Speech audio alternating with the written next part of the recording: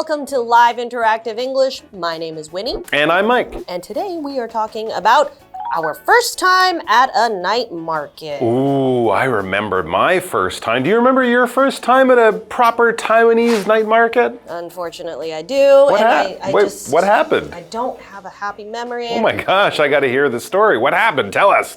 I'm going to try and talk about it without puking. Oh. But basically, it's the reason why I have a fear of fish. A fear of fish? Yes. So long story short, okay. You know, the night markets, they have games. Right. In which you can win things or animals. People win goldfish and stuff sometimes. What happened to your goldfish? Oh no. I won 2 fish that night. You won 2 fish, okay, good. 1 gold, 1 black. 1 gold and 1 black, but both similar little fish like you have at home. Okay. Yep, and I told my grandpa, hey, I'm gonna be gone for 2 days. Please take care of my fish. Okay. I came back. Oh. My blackfish was silver and belly up. Oh no, your blackfish died. Ugh. Oh no, that's sad. Was the goldfish okay? I think I blacked out. Sorry. Okay, let's change the subject. Okay, all right. I was afraid your grandfather had like goldfish sashimi. Okay, how was your first night market experience? It was okay. Mike? I was in Kaohsiung. I went to the big night market down there. It was very strange and interesting and hot, and I kind of enjoyed it. So let's move on. Yes, we won't talk about night markets, and especially the little fish you might win at them. Because there's lots of other stuff to do at a night market, like trying an oyster omelet. So let's do that next. Let's take 5. All right, we're gonna take a little break and we'll be back at the night market. Are you okay? I'm good. All right, breathe, just breathe.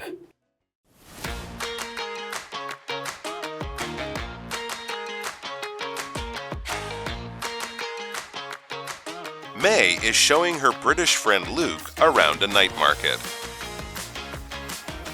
You're not going to make me eat anything too strange, are you? That depends. Do you consider oysters strange? A little, yeah.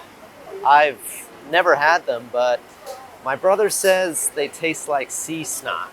Oh, don't be so dramatic. Oyster omelets are a Taiwanese specialty, and they're delicious, I promise.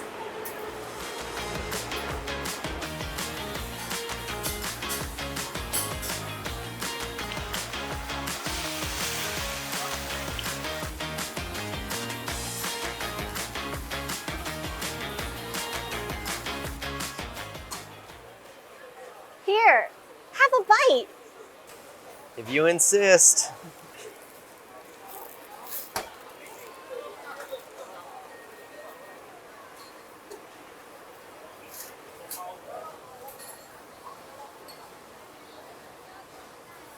You know what? That's not bad. See, I told you. It's certainly the tastiest snot I've ever had.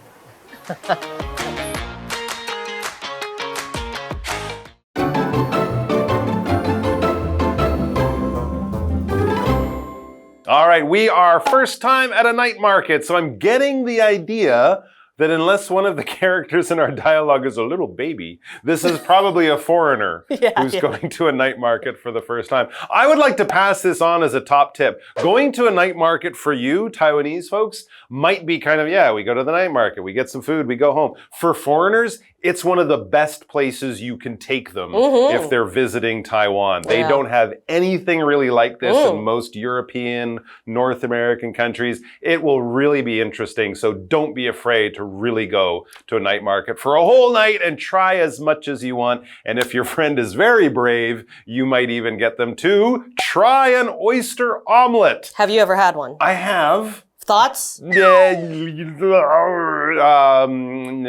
Okay. No, I'm sorry. I like omelets, and I don't mind oysters, but let's get into the dialogue, because I think one of our characters, he's pretty close to my feelings about it. So let's look at what's going on here. It says May is showing her British friend, Luke, around a night market. So May is the local lady, and Luke is the foreign guy.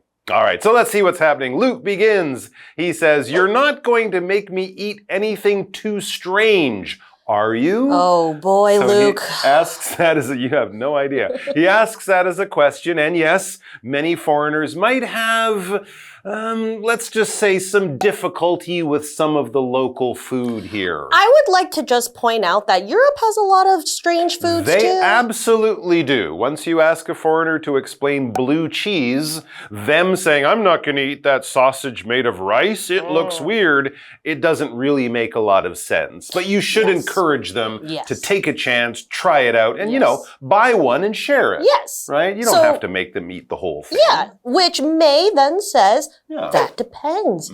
Do you consider oysters strange?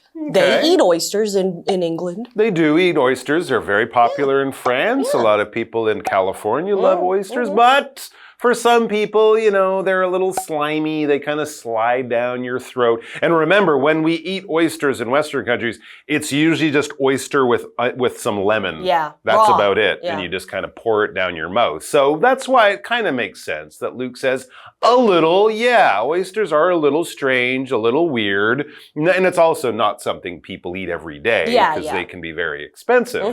He says, I've never had them, but my brother says they taste like sea snot.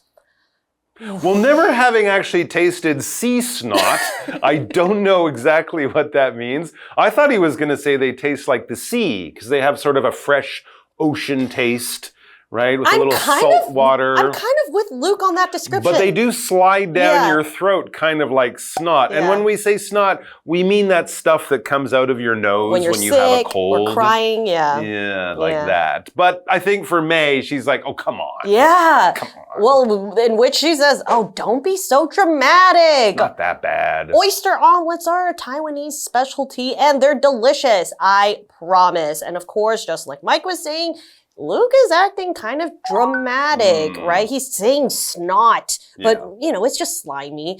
And when someone is acting dramatic or they are acting theatrically or in an overreactive way, so they're acting with a lot of emotion and actions with their face or their body. So, for example, Darren is so dramatic about everything. And right now, Luke is kind of like acting as if oysters are like alien food. That's right. Exactly. Yeah. It's the weirdest thing you could eat in the whole world or something like that. Exactly. It's not. So that might just be a Luke thing. That might just be a Luke problem. Right. So May buys an oyster omelet from a nearby stand and takes it to Luke. Okay. Here, have a bite. So there you go. She's got her, how do you say, oajin? Oh, oazen, right? Yeah, oazen, there you go. She buys that and it looks very nice on the plate. And so she offers it to Luke and probably with some chopsticks. Here, have a bite. And he says, if you insist. When you insist on something, you're kind of saying, you really must do this. Yeah. I'm not sort of forcing you to do it. And I'm not holding a gun to you and saying, you gotta do this. But it's sort of like, I would really, really like it if you would do this for me. For example, I didn't want to go shopping, but Tamara insisted. She really likes to go shopping with me. She thinks I have good ideas. She wants the company. So she's like, come on, you gotta go for me. You're my friend. You'll do this. And so Luke eats some. She insisted. He did. All right. And after he eats it and chews it and swallows it, he says, you know what? That's not bad. You see, and that is why May insisted because, you know, she really thinks that this is something he would enjoy if he would just branch out a little. That's right. So she goes, see, I told you. And then he comes back with, it's certainly the tastiest snot I've ever had. It's just their little joke. So they both laugh. They both laugh. But he did actually say it was pretty tasty. Yeah. So he was pleasantly surprised. He didn't think it was going to be tasty or, in other words, delicious or yummy. And I think it's because he kind of built this idea that it already looks like snot. It, you know, the texture looks like snot, so he thinks it's going to taste like snot.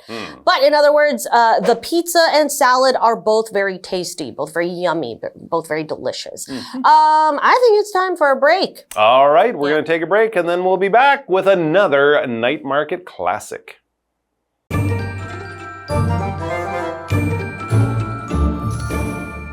Hello， 大家好，我是 Hanny。这一次的对话是关于夜市初体验。May 要带她的英国朋友 Luke 逛夜市，那 Luke 就担心 May 会让他吃到很奇怪的东西。May 这时候说这要看情况，他问 Luke 觉得牡蛎奇怪吗 Luke 觉得有一点，他从来没有吃过牡蛎。他哥哥说啊，牡蛎吃起来像海鼻涕，这个描述也太夸张了吧？那么 snot 就是鼻涕。对话中他说 sea snot 就是指说有海洋味道的鼻涕。那么 Mike 老师这时候用那个形容词叫 slimy， S-L-I-M-Y， slimy 就是黏滑的、黏糊糊的意思。那课文单字 dramatic 则是形容行为或反应是夸张的，也可以形容是戏剧性的或是剧烈的。我们补充一下 theatrical 这个字 T-H-E-A-T-R-I-C-A-L， 那这个形容词也可以形容戏剧性的、戏剧的或是夸张的。好，那接着对话里面的 May 就有提到蚵仔煎是台湾的特色料理，他向 Luke 保证一定好吃，于是呢就在附近的摊位买了一份要他吃一口看看。Luke 这时候半推半就的回答说如果你坚持的话，然后他就接着吃了一点，觉得还不错。他开玩笑说那是他吃过最美味的鼻涕了。好，单字 insist这个动词它表示坚持、坚决要求。Tasty 则是形容美味的、可口的。那这边一个重点，我们进入文法时间。好，这边要介绍的是动词 consider 的用法。第一种，它可以表达考虑、细想或斟酌，可以当及物或不及物动词。当及物动词的话呢，可以接名词、动名词或者是 WH 疑问词所引导的名词子句。我们看两个例句 ：I need some time to consider before making a decision。在做决定之前，我需要一点时间考虑。第二个例句是 Richard is considering changing careers。Richard 正在考虑转换职涯跑道。好，那第二个我们可以用 consider 去表达认为，将什么视为。句型会是 consider 加受词加上 to be 再加名词或形容词，那 to be 可以省略，这是表达认为某人事物是怎么样的。例如 They consider him to be a liar， 或者是 They consider him a liar， 他们认为他是个骗子。好，那这回课文中。Later in the evening, May and Luke are walking around the night market. No way! Does that place do fried chicken? It sure does. You can get chicken skin, cutlets, and even heart. Wow. I used to get Taiwanese fried chicken in London's Chinatown all the time. They only had popcorn chicken though, so I've got to try this place.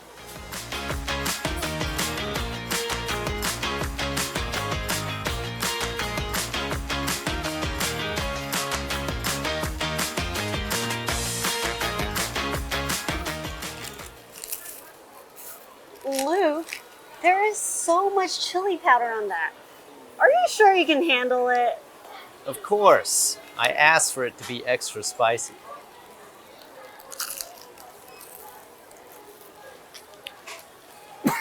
It's a bit spicier than you bargained for, huh? You should get a bubble tea. The sweetness will balance out the heat.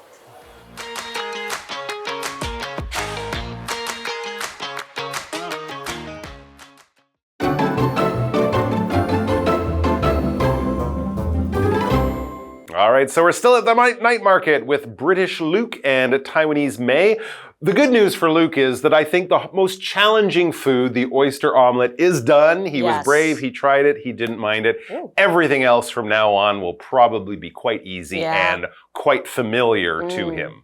Right, so we have number 2. Yes. Eating Taiwanese fried chicken. See, everyone loves fried chicken. Yes. Come on. Later in the evening, May and Luke are walking around the night market. Okay, so they see something, or at least Luke sees something that catches his eye and that he can identify. He sees it and he knows what it is. He says, "No way," which is something you say when you're surprised, probably in a good, happy way. No way. Does that place do fried chicken? Right. He probably sees a little picture of a chicken or some golden meat getting cooked there in the hot oil. Yeah. And maybe even the smell of it reminds him of his favorite fried chicken places. Right, that's why he says no way, because he kind of almost can't believe it. Yeah, something so normal that I know and love. Yeah, and so May, of course, says, it sure does. You can get chicken skin, cutlets, and even heart. Chewy. I'm a big heart You like eater. the heart? Yeah, okay. I don't mind the heart. Yeah. It's okay. Yeah. Even the bum. Oh, that's where we defer. You don't like the bum? It's a weird texture to me. It's very tender, but then there's that chewy part. Yeah. Anyways, back to the dialogue. Wow, says Luke, I used to get Taiwanese fried chicken in London's Chinatown all the time. Taiwanese fried chicken, especially the really big ones, those are quite famous. Yeah. And there are many people, both Taiwanese and others around the world, who make it because everyone loves fried chicken. It says they only had popcorn chicken though, so I've got to try this place. Popcorn chicken is kind of little bits of chicken with a bit of skin, and it's basically the size of a piece of popcorn, and you pop it in your mouth. And that's also very good, but this is the big kind of G-pie style of chicken, which he's never seen before. Right. So it says Luke goes to the stand and buys a chicken cutlet, which is a large slice or piece of animal meat, generally chicken or pork. He then returns to May. May then says, Luke, there is so much chili powder on that. Okay. Are you sure you can handle it? So they said, "Xiao la, zhong la, da la," and he said, "Da la." Okay. Yeah. And when a Taiwanese person is asking you that, you gotta listen, Luke. And then they get another one, and they do more. Luke, on the other side. no. There you go. And he says, of course, it's very spicy. This is not a mistake or an accident. Of course, I asked for it to be extra spicy. I think he's thinking British spicy. Yeah, which is like pepper. Which is not spicy at all, but he believes he can handle it. And when you handle something, we're using it here as a verb, that means you're able to control and manage and deal with a certain situation, even if it could bring you trouble or stress or difficulty, right? So when life throws you little challenges, you don't just go, I don't know what to do, and call your mom. No, you handle it. You deal with it. You manage it. You find a solution. You find your way through. You get past the problem, and then you go on to handle more problems, because that's kind of what life is sometimes. But he's like, no, I can deal with it. It won't be too much for me. It won't make me cry. I'm not going to throw it away after having one bite. I will be able to manage the spice. For example, I could say, I'm worried that Ben won't be able to handle the bad news. Right. Ooh. Can Luke take it, right? Gosh. Yeah. So then Luke takes a bite and starts coughing. What did I just say, He can't handle it. It's not paprika. Yeah. Exactly. Laughing. So he's still kind of enjoying himself, but Well, May is laughing because she's kind of like, I told you so. It's a bit spicier than you bargained for, huh? But she's got a solution. Oh, okay. What's the answer? How do we handle the spice that's going on in Luke's mouth right now? One of my favorite ways of dealing with spice, you should get a bubble tea. Ooh, good the idea. Sweetness will balance out the heat, but actually, in theory, I would think it's the milk that is balancing. Yeah, it'll kind of clean your mouth of some of that spicy powder. Right, exactly. And so so going back to what she was saying, she said it's a little bit spicier than you bargained for. And when you say something than you bargained for, that basically just means when something turns out different than what you were expecting. Luke was underestimating that the chili would be so spicy. Because, he's thinking, oh, what's it going to be like? A little bit of peppery, a little spicy. Nah, in Asia, they do not kid about their spice levels. Absolutely. That's why she's kind of like, are you sure? Are you sure? Yeah, I mean, I think British people, if it was Indian food, they might understand. They like their spicy curry and things like that. But yeah, fried chicken, it's not usually that spicy, but he should have been clued in by that shaking of the powder for many seconds. But now he knows. Yeah. Now he knows. Yeah. May tried to warn him, and next time when he hopefully buys chicken again. I'm sure he will. He'll say, xiao la. Xiao la. There you go. Good advice. All right, guys. So take care of yourselves and each other and your foreign guests as you show them around our wonderful night markets. Yeah. Hope to see you soon at a night market near you. All right. Bye-bye.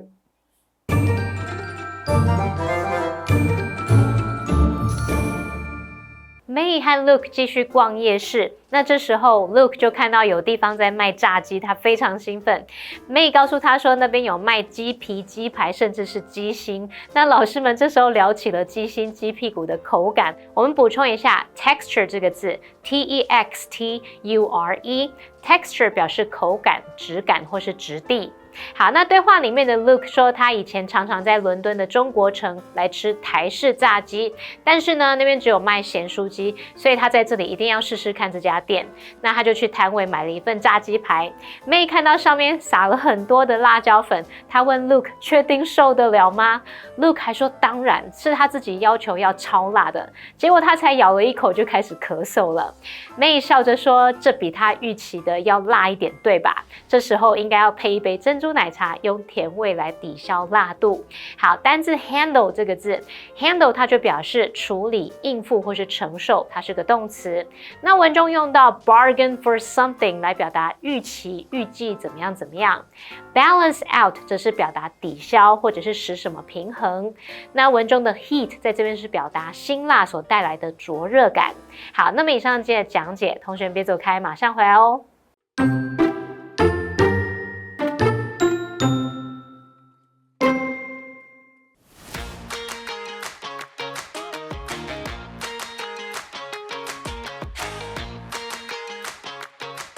May is showing her British friend Luke around a night market. You're not going to make me eat anything too strange, are you? That depends. Do you consider oysters strange? A little, yeah. I've never had them, but my brother says they taste like sea snot. Oh, don't be so dramatic. Oyster omelets are a Taiwanese specialty, and they're delicious, I promise.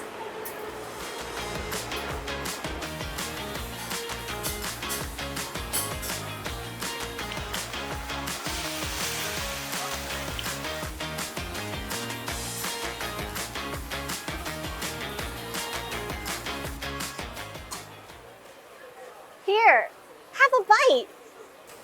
If you insist.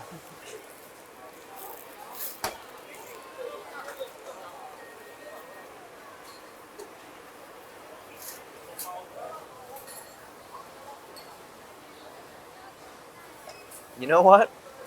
That's not bad. See, I told you. It's certainly the tastiest snot I've ever had.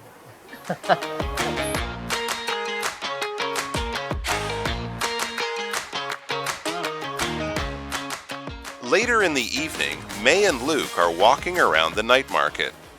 No way. Does that place do fried chicken? It sure does.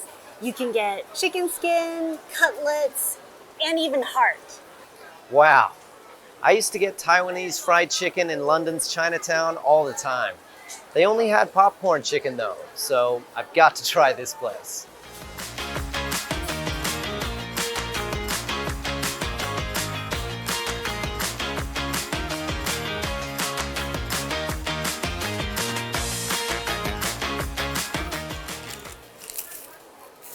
Luke, there is so much chili powder on that. Are you sure you can handle it?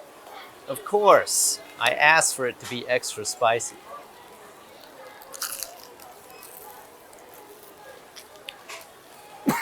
It's a bit spicier than you bargained for, huh?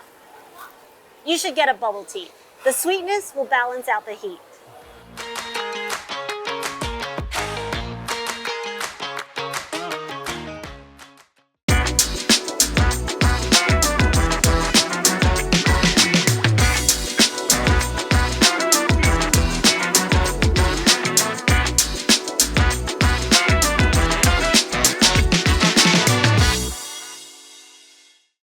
Hey, it's Kiwi on the street. I'm Kiki. And I'm Winnie.